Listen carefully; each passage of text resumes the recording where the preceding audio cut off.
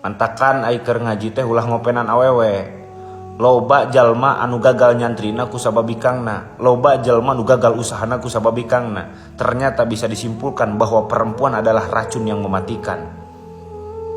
Jika semua laki-laki dianggap pembohong oleh semua wanita, lantas kenapa Allah menyatakan dalam ayatnya, inna kaidasyaitani kana dhaifah, sesungguhnya tipu daya setan itu lemah. Akan tetapi Allah berfirman di ayat yang lain, inna kaidahunna adim, sesungguhnya tipu daya perempuan itu lebih mematikan.